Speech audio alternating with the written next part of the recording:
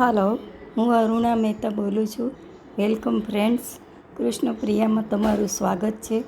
એક વિચાર એક દૃષ્ટિકોણમાં આજે આપણે ગીતા મહાત્મ્ય વિશે જોઈશું. ગીતા એક અદ્ભુત ગ્રંથ છે. શા માટે ગીતાને આપણે આટલું મહત્ત્વ આપીએ છીએ? લોકો દરરોજ સ્નાન કરતી વખતે ગીતાના અધ્યાયનો પાઠ કરે છે. કોઈ જમતી વખતે ગીતાના શ્લોક બોલે છે. કોઈ સૂતી વખતે ગીતાના અધ્યાય બોલે છે. આખા વિશ્વની કેટલી યુનિવર્સિટીએ ગીતાને મેનેજમેન્ટ કોર્સમાં સામેલ કરી છે. કોલેજોમાં ગીતાને ભણાવવામાં આવે છે. માણસ માંદું પડે તો ગીતાનો 15મો અધ્યાય બોલવામાં આવે છે. મરી જાય તો પણ 15મો અધ્યાય બોલવામાં આવે. એવું શું મહત્ત્વ છે ગીતાનું? જો આપણે ગીતાનું મહાત્મ્ય કે મહત્ત્વ સમજીએ તો જ આપણને ગીતા વાંચવાની જિજ્ઞાસા થાય, આપણને એમાં રુચિ થાય. મહત્ત્વ જાણ્યા પછી આદર અને અહોભાવની લાગણી થાય. એટલે પહેલાં આપણે એનું મહત્ત્વ સમજીએ. આમ તો ગીતા એ શ્રી કૃષ્ણ અને અર્જુનનો સંવાદ છે, પરંતુ ગીતામાં શ્રી કૃષ્ણએ જે સનાતન સત્ય જીવનની હકીકત કહી છે એ અદ્ભુત છે.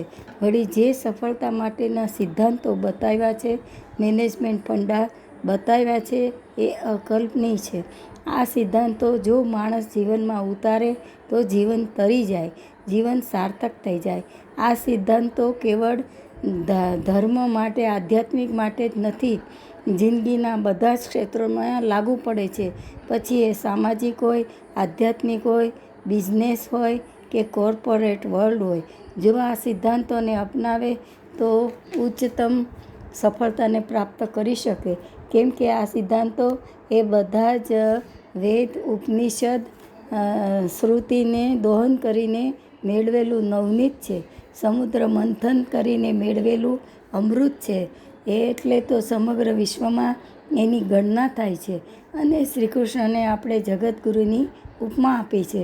ખુદ વિષ્ણુ ભગવાને ધરતી માતાને ગીતા મહત્ત્વ વિશે પ્રશ્ન પૂછતા જણાવ્યું કે જે મનુષ્ય સદા ગીતાના અભ્યાસમાં રત રહે છે એ પ્રારબ્ધ કર્મથી મુક્ત અને સુખી થાય છે. તે કર્મથી લેપાતો નથી, તેમજ પાપ તેને સ્પર્શ કરી શકતું નથી.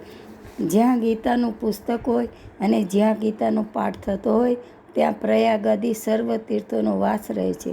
જ્યાં ગીતાના વિચારો ભણાવવું કે શ્રવણ થાય છે ત્યાં હે પૃથ્વી હું સદાય વસું છું. હું ગીતાના આશ્રય રહું છું. ગીતા મારું ઉત્તમ ઘર છે અને ગીતાના સિદ્ધાંતો તે મારી નિત્ય આશ્રય કરીને હું ત્રણેય લોકનું પાલન કરું છું.